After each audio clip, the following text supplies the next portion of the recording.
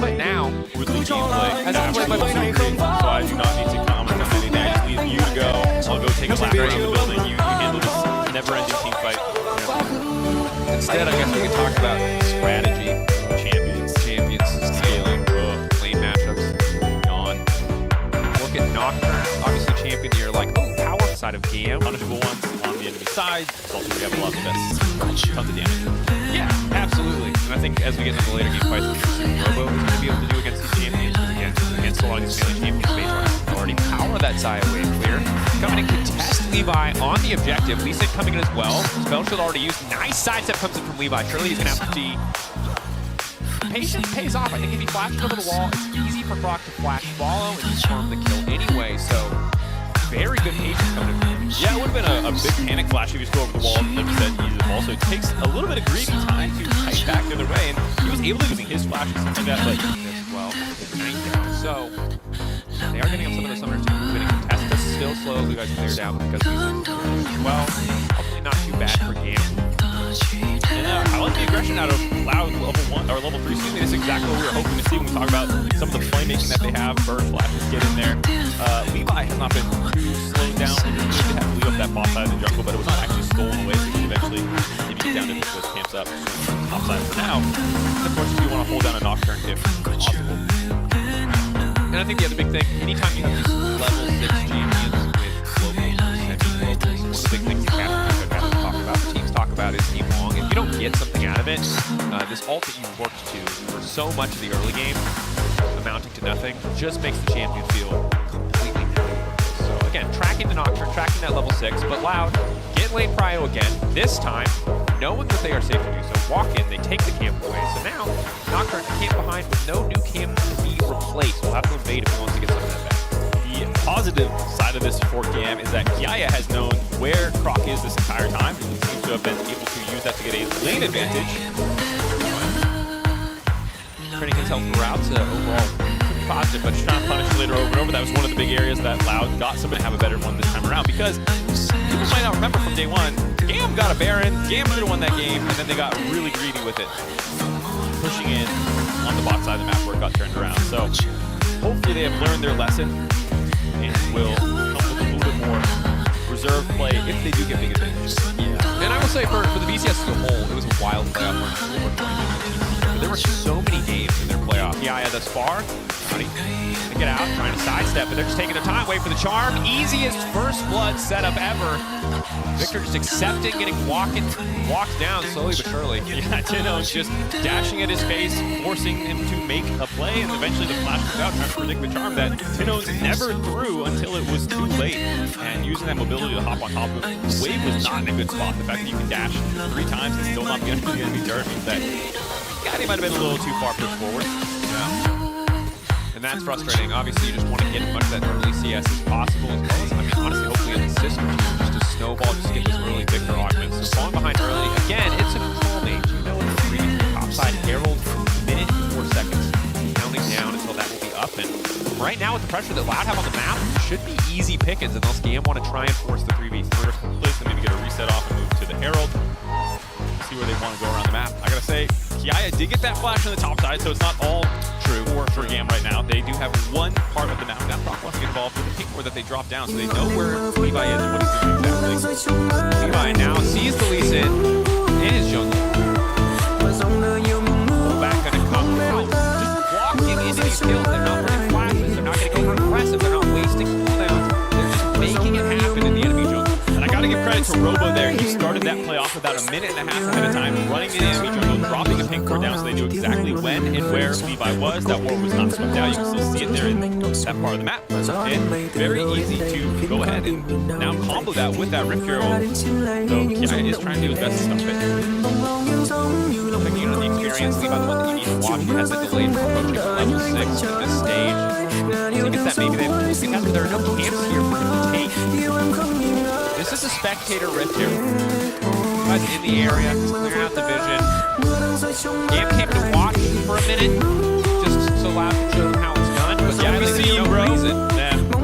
Much cleaner in the early game. They are leveraging the priorities they have in lane. They managed to make plays despite a losing top side. But now the counter punch coming in from GAM. The flash up Nautilus is good.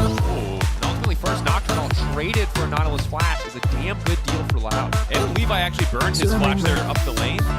Either way, though, the fear was not that close to going off. Nautilus gets the wall, gets the flash out. So Zayosh not just eating Levi's ultimate there, but getting his flash out as well. Like you said, you hear casters talk about it. I'm going to do exactly that. You want? Tell me, Mark. When you have a global or semi-global champion, Dracos, you want it to go well. It's a long cooldown on that ultimate. And now, he's going to have to wait for him to come back up before he can do anything. And often in the past, when Knocker was popular, you would see them rush, just so they can have it up before their first ult. That nice ability haste. He has no such luxury. It's going to be a year, 2 years maybe.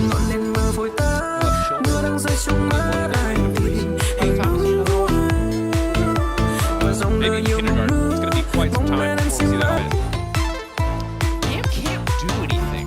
No, not really. Like, maybe you could go to Kiaya's lane and get some advantage there. And it is, of course, nice to have your Sante winning, you know, but he's not going to be as powerful as Route, who's just free farming the bot lane, grabbing turret plates, just resisting and having shoved basically. Going in hook, now put up the ball up.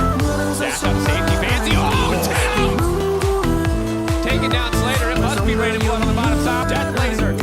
Even more early on the spell sheet, it might not matter. However, he's trying to use the hook out to safety. Proc committing to the place. Got the more triggers available as well. He wants to finish it, but again, the gravity fails. Body jumping after W. Take his time, 1.57. Turns out time he leaves, they're stunned every single time. Robo gets to play back, but That you can teleport into and help turn around, that's going to come up big. Getting those 2 kills, he is a very strong scaling champion who might be able to stuff these dives from Loud who's even coming in. That was a nice turnaround there. Did cost a lot of resources though out of GAM, giving Robo some free time to catch up in the top side of the map. Still a pretty net even play at the end of the day. Yeah.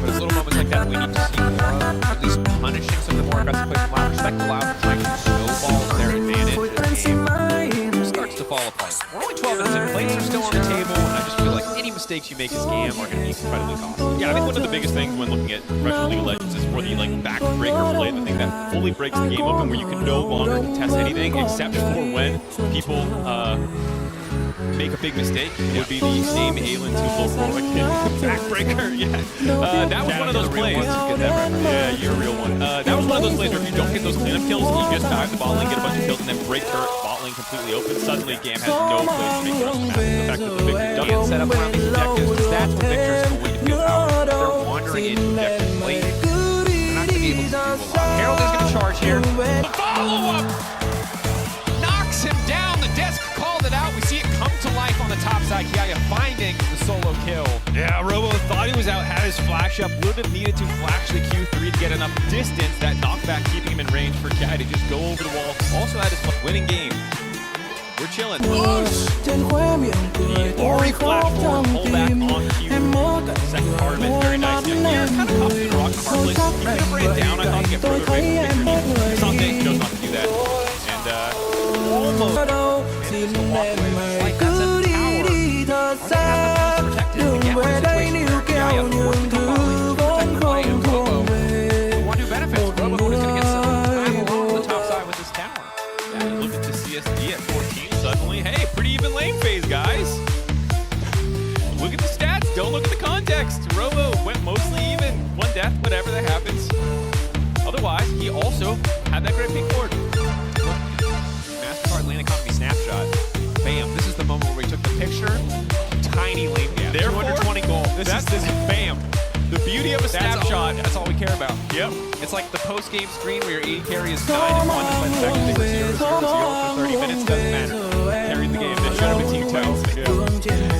No, just carry for the team. They know if they're sending a lot of resources down there to help them out. A lot of the plays keyed off the fact that they're getting pushed in the bot side of the map. They proc evades, and they just spill over down to the bot turret for those dives. Did not end up breaking that turret though. It is actually Robo who, because there's so much pressure down the bot side that GAM has to respond to, Robo is actually able to just take top turret for free. Yeah. Now, Tidon's going to be able to grab this tower. Top turret down, obviously from the side of Loud, but he might fish for the dive here on Robo. Again, trying to punish some of the weaker sides of the map. Knocked it off the beginning. Ignite already ticking. Early Ignite to make sure there's no Aatrox ceiling, but out he goes! World Ender out to safety. There's no wave there really either to play around the tower, so they're going to try to push for more, but now Sante, can he hold on? Slater off in the area. Croc getting over, aggressive, a kickback. Oh!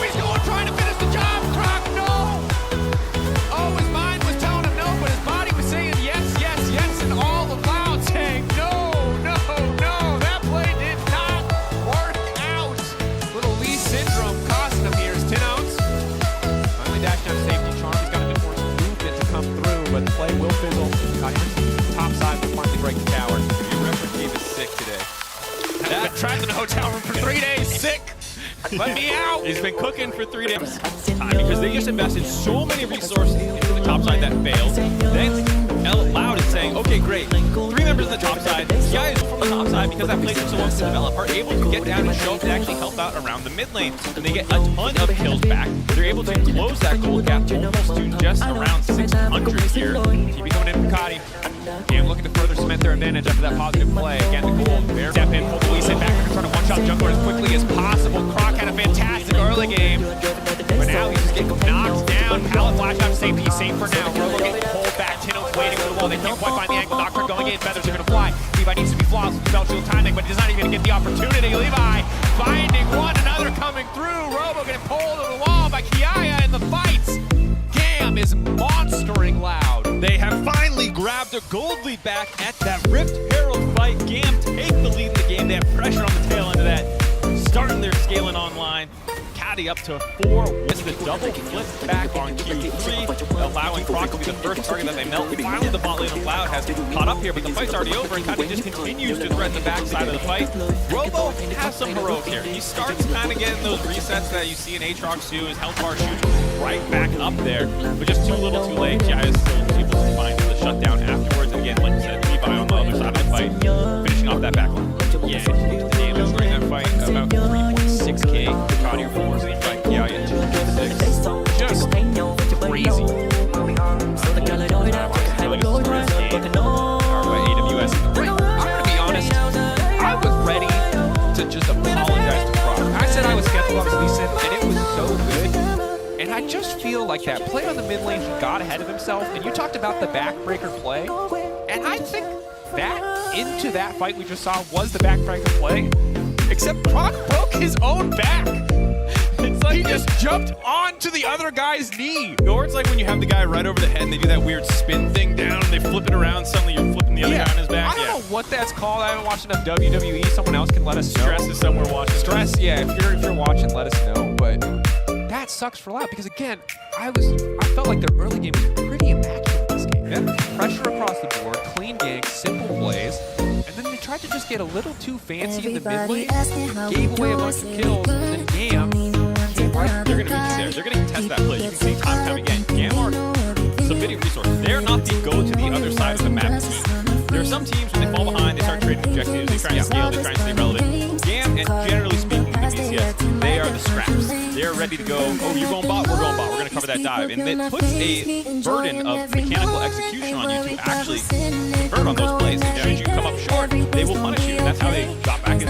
Loud's comp is admittedly kind of difficult to play. If you're not landing charm, if you're not landing the kickback from Croc, if you're getting split in these fights, not assassinating someone out there, you're going to do less damage than GAM's competition, just fighting front to back, kind of, and with their backline flying in.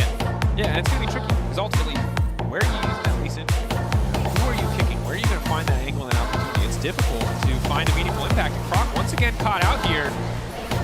Herald has been utilized. Ignite now ticking, just barely able to heal up. Nocturne all coming in, but won't be able to find a target. Looks like he dropped out of vision just in time. Palace having forward, just maybe hoping to catch Croc out. Of course, Lee Sin, lifesteal buffed coming into World, so looking to heal pretty quickly on the camp there. But mid lane tower broken open, and this is where the game starts to get a lot easier for GAM. Fishing for these picks, and this is what Loud have to do to try to find a way back in. I feel like Loud stepped forward here with the amount of resources that were kind of used to find the kill onto Croc. Multiple ultimates down, 4 of them, and not finding that kill. It gives Loud space to finally step back forward, get involved, start putting out the vision. But the way that they're going to win this game is most likely to pick off, which means you need to find avenues that are not reported out by the enemy to find those, go for them. If it's straight team fighting, if you're just meeting it up at objectives, it's probably going to be GAM favorite. Certainly is, and I think this puts just even more pressure on the players featured today. By Mercedes-Benz, Route Slater. You know, for Slater, I think his life is easy now because in the laning phase, Route absolutely is getting better. That continues. You would expect the Zaya to take over fights, no question. For Slater, as much as he's the focus and center of attention, the backline trying to one-shot an Ari, maybe a Zaya. In this game, there's not a ton of front game, and so did not go for the lethality build, which I think I personally like a lot. If you're ahead or there's not that many tank champions, go in there, blow people up, especially with this kind of composition, I think it would have made a lot of sense. But being more DPS-oriented here, I think I like the adaptation coming in. Obviously, quick plays, Kraken Slayer can't be strong overall, but keeping behind. GAM looking to further press their advantage. Entire team forced to disengage. It is Robo versus the world, and Robo's doing all right thus far. Kicked over the wall. Croc now re-engage coming in. Tinnos, one more charge left on the dash. Needs to get the kill, needs to get the resets. Robo on the backside, maybe he can do it. Tinnos going forward, wants to find the kill. But again, despite all of their efforts, Loud cannot find the angle, and it is all falling apart. They managed to get out, but they try to commit again. They try to turn it back in their favor. And at the end of the day, GAM stopped them in their tracks and set their sights on the Baron. GAM brute forced that fight, multiple teleports, the Nocturne ultimate, and honestly, Loud did a great job kiting of Route to stay there, make sure he doesn't get charmed up by the Rakan. They managed to kite this one out. Route's threatening the backside. Here, Kati is going to get kicked right as Tinnos dashes in with his Everfrost. And the miss of damage there, the fact that they were not able to actually just land that combination of Elise and Ahri together to get that kill, to get the reset, to then charge through the rest of the fight and potentially meet up with Robo, who was on that backside that entire time. If you get that first kill on Kati, you can probably reset most through the fight and actually maybe win it, or at the very least, do enough damage to stop the Baron going down. That does not happen. GAM is now completely in control of this game. And it's wild to see how quickly this game has turned around and how well GAM are now playing with lead. Because again, the early game was rough. This Nocturne looked pretty useless, but now it's looking very relevant in these fights. Especially when Loud have to burn so many cooldowns just to get away from the initial engage. Kind of a field day for Levi once he sees these immobile carries cooldownless. And just run in. Blue Trinket going to spot out the dragon happening. Not a lot to be done here, but again, Loud were able to grab a dragon early in the game, so it is not so point. Yaya stepping up pretty fearlessly. Good hope coming through here, but GAM trying to bully their way back to mid lane, just take control of this wave. Off on the flank is Pallet. Here's Levi. Ult's available. Fight here. Tinno walking out, marking the flank, spotting it, but Tinno didn't see him. Didn't see him. Clean play around the vision, and instantly just goes down. Flawless coming in from Slater there. As now the fight's going to continue. A bit of a slow siege here. The kick back, the knock-up going to deny it. It's going to stop it. Everything again. Loud cannot find the angle in these fights. Route's still standing, but everyone else is falling. Desire to maneuver the featured matchup. Be damned, he does not matter. GAM breaking through. Very likely to take at least an inhibitor. Will not be able to push for the win. It's just too early in the game. Yeah, 15 seconds on death timer's not going to be able to get through both Nexus turrets afterwards. We'll see if they can even grab the inhibitor. Looks like they're going to back off for now after Route has healed up there. And Paolo was in the flank wanting to go, but his ult was just seconds away from being up. And it took too long, so he abandoned lane, not even looking where His camera was in mid lane. And this is what's frustrating if you're a Loud fan, is this was almost a perfect early game, but the hands weren't good. The brain has been pretty good this entire game, but just these little mistakes everywhere, plaguing this game for Loud. This is not how you want to start the series. Yeah, you almost feel there's like this slight moment of hesitation. Am I trolling? Or Is he baiting me? Yeah, like, is this a trick? Is there someone behind him? But no, as soon as that ultimate came up, Paolo was able to go flying in there. He's had a very good game, 0, 1, and 10. Had a rough lane phase, him and Slater.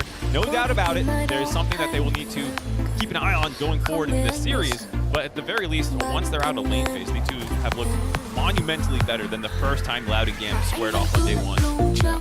And right now, short of GAM throwing, which reminder, they did do the last time these two teams played. They threw a big goal lead. It's feeling like the GAM victory. Slow and turn it back in their favor, and allows GAM miss. That's the painful thing about this is their tools were at the sharpest in the early game. They were doing it pretty well, and then a couple of just mechanical misplays over and over again. Leads to the point now where you're 7,000 cooldown. They're starting to stack dragons on you. They got the first Baron and hit him with the side of it. And you're like, no! The blood side. You wield that weapon. Take a look at itemization. I love the Anathema's chains. Yeah, I'm such a player. Yeah, get this thing that makes it really annoying should your fear go off. And I love Also, double abyssal, because your victor is fed, is the greatest like high-five teamwork moment I've ever seen. Is it excessive? Arguably. I'm going to say yes. Yes. Do you need two of the same aura for champions who don't really deal magic damage? No. Is that victor going to burn through everyone on an enemy team despite building a kind of weird, tanky hybrid build? Yeah. I feel like somehow people finally realized what Abyssal Mask did.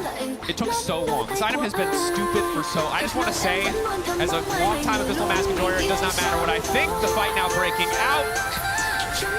Route is forced to retreat here. GAM bullying in, but again, Loud holding the line pretty well.